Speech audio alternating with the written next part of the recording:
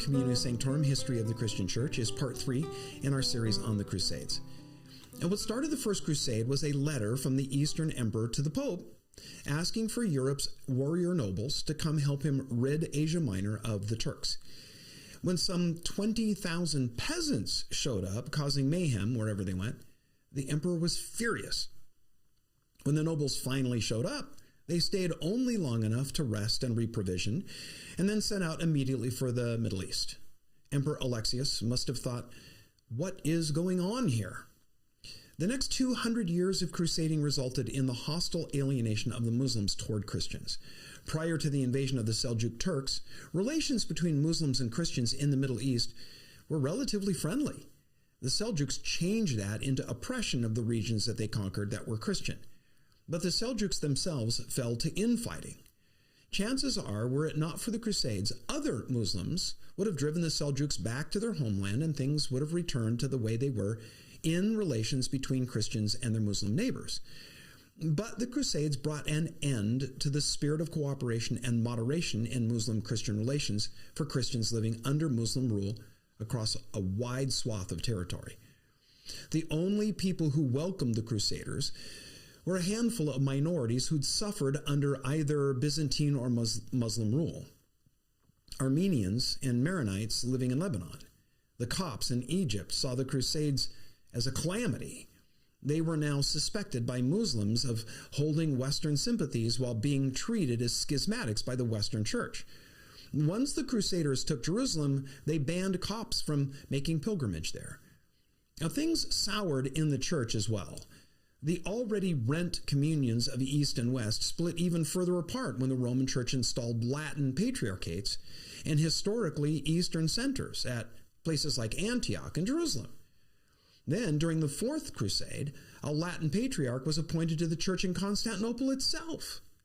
To give you an idea of what this would feel like to the Christians in Constantinople, imagine how a Southern Baptist would feel if a Mormon bishop was installed as the president of the Southern Baptist Convention. Another long-lasting effect of the Crusades was the weakening of the Byzantine Empire, hastening its fall to the Ottoman Turks a couple of centuries later. Arab governments were also destabilized, leaving them susceptible to invasion by Turks and Mongols. A significant new development in monastic history was made at this time in the rise of the knightly monastic orders. The first of these was the Knights Templar, founded in 1118 under Hugh de Payens. King Baldwin gave the Templars their name, and from them the idea of fighting for the temple passed to other orders.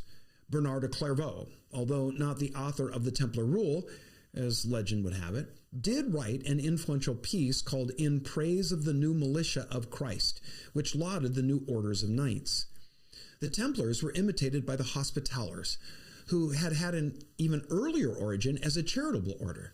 They were organized in 1050 by merchants from Amalfi that were living in Jerusalem to protect pilgrims. The Hospitallers provided hospitality and care for the sick, and helped evolve the word hospitality into the word hospital. Under Gerard in 1120, the Hospitallers gained papal sanction. Gerard's successor was Raymond de Provence, who reorganized the Hospitallers as a military order on the pattern of the Knights Templar. The Hospitallers, also known as the Knights of St. John, eventually moved to the island of Rhodes and then to Malta, where they held out in 1565 in a protracted siege against the Turks in one of history's most significant battles. Another important military order, the Teutonic Knights, arose in 1199 during the Third Crusade. The knightly monastic orders had certain features in common. They viewed warfare as a devotional way of life. The old monastic idea of fighting demons, as seen in the ancient Egyptian desert hermits, evolved into, actual combat with people who were now cast as agents of evil. Spiritual warfare became actual battle. Knights and their attendants took vows similar to other monks. They professed poverty, chastity, obedience, along with a pledge to defend others by force of arms. While personal poverty was vowed, using violence to secure wealth was deemed proper so that it could be used to benefit others, including the order itself. The Templars became an object of envy for the immense wealth they took in battle. In studying the relations between Christianity and Islam during the Middle Ages, we should remember that there were many peaceful interchanges. Some Christians advocated peaceful missions to the Muslims. These encounters can be seen in the exchange of art. Christians highly valued Muslim metalwork and textiles. Church vestments, well, they were often made by Muslim weavers. Such a vestment is located today at Canterbury. It contains Arabic script that says, "Great is Allah and Muhammad is his prophet." Now, on the positive side, if there was anything positive to be gleaned from the Crusades, it did promote a greater sense of unity in Western Europe. Remember that one of the reasons Pope Urban sparked the crusade was to vent the violent habits of the European nobles who were constantly at each other's throats. Instead of warring with one another back and forth across Europe, watering its fields with blood, they united to go against the infidels way over there. The Crusades also led to increased prestige for the papacy as they were able to mobilize, huge numbers of people. The Crusades also stimulated an intellectual revival in Europe as crusaders returned with new experiences and knowledge from another part of the world. After the First Crusade, over the next 60 years, Jerusalem saw a succession of weak rulers, while the Muslims from Damascus to Egypt united under a new dynasty of competent and charismatic leaders. The last of these was Saladin, or more properly, Salah ad-Din, founder of the Ayyubid dynasty of Islam. He became caliph in 1174 and set out to retake Jerusalem. Now, the king of Jerusalem at this time was, and I'm sorry, I'm going to just totally butcher this poor guy's name, Guy de Lusignan, or something like that. Let's just call him Guy. He led the Crusaders out to a hill on the west of the Sea of Galilee called the Horns of Hattin. Now, both the Templars and the Hospitallers were there in force, and the much vaunted True Cross was carried by the Archbishop of Acre, who himself was clad in armor. On July 5th of 1187, the decisive battle was fought. The Crusaders were completely routed. 30,000 perished. And King Guy, the leaders of the Templars and the Hospitallers, along with a few other nobles, were taken prisoner. Saladin gave them clemency. The fate of the Holy Land was really decided at that point. On October 2nd of 1187, Saladin entered Jerusalem after it made brave resistance. The generous conditions of surrender were mostly credible to the chivalry of the Muslim commander. There were no scenes of savage butchery as followed the entry of the Crusaders 90 years before. The people of Jerusalem were given their liberty if they paid a ransom. Europeans and anyone else who wanted to go were allowed to leave. For 40 days, the procession of the departing continued. Relics stored in the Church of the Holy Sepulchre were redeemed for the sum of 50,000 bezants, a coin that's named after Byzantium, where they were the medium of exchange, a gold coin of about 5 grams. And so thus ended the Latin Kingdom of Jerusalem. Since then, the worship of Islam has continued on Mount Moriah without interruption. The other European conquests of the First Crusade were then in danger from the unending feuds of the Crusaders themselves, and in spite of the constant flow of recruits and treasure from Europe, they eventually easily fell before Saladin. He allowed a merely ceremonial Latin ruler to hold the title of King of Jerusalem, but the last real king was Guy, who was released and then traveled around claiming the title of king, but without a court or a capital. He eventually settled on the island of Cyprus. And we're going to go into a lot less detail for the rest of the Crusades as we finish them off over the rest of this and the next episode. The Second Crusade was sparked by 2 events: the fall of the Crusader state of Edessa in Syria and the preaching of Bernard of Clairvaux. Note that the Second Crusade took place before the arrival of Saladin on the scene. Edessa fell to the Turks in December of 1144. They built a fire in a large breach that they'd managed to make in the city wall. The fire was so hot, it cracked a section of the wall 100 yards long. When the wall collapsed, the Turks rushed in and unleashed the same kind of brutality that the Crusaders had when they conquered Jerusalem. Pope Eugenius III saw the Turk victory at Edessa as a threat to the continuance of the Crusaders in Palestine, and so he called upon the King of France to march to their relief. The forgiveness of all sins and immediate entrance into heaven was promised to all that embarked on a new crusade. Eugenius summoned Bernard of Clairvaux to leave his abbey and preach the crusade. Bernard was the most famous person of this time, and this call by the Pope came really at the zenith of his fame. He regarded the Pope's summons as a call from God. On Easter in 1146, King Louis of France vowed to lead the crusade. The Pope's promise of the remission of sins was dear to him. He was stricken with guilt for having burned a church with 1,300 people inside. How grand it would be to gain forgiveness by killing more. He assembled a council at Vizela, at which Bernard made such an overpowering impression by his message that all present pressed forward to take up the crusading cause. Bernard was obliged to cut his own robe into small fragments and give away pieces of it to all that wanted something that they could carry with them to the east. He wrote to Pope Eugenius that the enthusiasm was so great, quote, castles and towns were emptied of their inmates.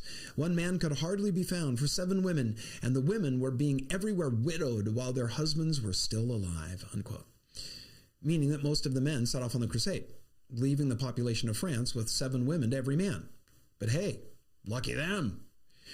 From France, Bernard went to Basel in modern-day Switzerland, and then up through the cities along the Rhine as far as Cologne. As in the First Crusade, persecution broke out against the Jews in the area when a monk named Rodolph questioned why they needed to go to the Middle East to get rid of the God-haters and Christ-killers. Well, there were plenty of them right there in Europe. Now, Bernard objected vehemently to this. He called for the church to attempt to win the Jews by discussion and respect, not killing them. Bernard was the celebrity of the day, and thousands flocked to hear him. Several notable miracles and healings were attributed to him. The German Emperor Konrad III was deeply moved by his preaching and convinced to throw in his weight with the crusade. Konrad raised an army of 70,000, a tenth of whom were knights. They assembled at Regensburg and proceeded through Hungary to the Bosporus. All along their route, they were less than welcome. Konrad and the Eastern Emperor Manuel were brothers-in-law, but that didn't keep Manuel from doing his best to wipe out the German force. The guides that he provided led the Germans into ambushes and traps and then abandoned them in the mountains. When they finally arrived at Nicaea, famine, fever, and attacks had reduced the force to 1/10 of its original size. King Louis set out in the spring of 1147 and followed the same route that Konrad had taken. His queen, Eleanor, famed for her beauty and skill as a leader in her own right, along with many other ladies of the French court, accompanied the army. The French met up with what was left of Konrad's forces at Nicaea. The force then split up into 2 different groups, which all reached Acre in 1148. They met King Baldwin III at Jerusalem and pledged to unite their forces in an attempt to conquer Damascus before retaking Edessa. The siege of Damascus was a complete failure. The European nobles fell to such infightings that their camps fragmented into warring groups. Konrad left for Germany in the fall of 1148, and Louis returned to France a few months later. Bernard was humiliated by the failure of the crusade. He assigned it to the judgment of God for the sins of the crusaders in the Christian world. Now, a little more about King Louis's wife, Eleanor. Eleanor of Aquitaine, man, this lady was really something. In a world dominated by men, Eleanor's career was something remarkable. She was one of the wealthiest and most powerful people in Europe during the entire Middle Ages. Eleanor succeeded her father as the ruler of Aquitaine and Poitiers at the age of 15. She was then the most eligible bride in Europe.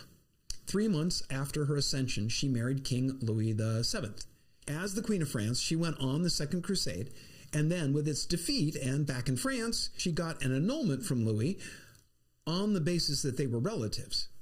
And then she married Henry Plantagenet, who was at that time the Duke of Normandy and the Count of Anjou, who soon became King Henry II of England in 1154. This despite the fact that Henry was an even closer relative than Louis had been, and he was 9 years younger than she was. They were married just 8 weeks after her annulment. Over the next 13 years, Eleanor bore Henry 8 children, 5 sons and 3 of whom would become a king, and 3 daughters. However, Henry and Eleanor eventually became estranged. She was imprisoned between 1173 and 1189 for supporting her son's revolt against her husband. Eleanor was widowed in July of 1189. Her husband was then succeeded by their son, Richard I, known as Richard the Lion-Hearted. As soon as he ascended the throne, Richard had his mother released from prison. Now the Queen Dowager, Eleanor, acted as regent, while Richard went on the Third Crusade. She survived Richard and lived well into the reign of her youngest son, John, who was known as the worst king in England's long history. It's this King John who was cast as the chief villain in the story of Robin Hood. And John is reckoned such a bad king, there is no other Johns that are listed as kings of England. There's no John II or John III, just King John. Now, the Third Crusade is referred to as the King's Crusade due to the European monarchs that participated in it. It was an attempt to conquer the Holy Land from the Muslims who, under Saladin, had reclaimed the lands the Crusaders took in the First Crusade. The Third was, for the most part, successful, but really fell short of its ultimate goal, which was, of course, the reconquest of Jerusalem. When Saladin captured Jerusalem in 1187, the news rocked Europe. The story goes that Pope Urban III was so traumatized he died of shock. Henry II of England and Philip II of France ended their dispute with each other to lead a new crusade. When Henry died 2 years later, Richard the Lion-Hearted stepped in to lead the English.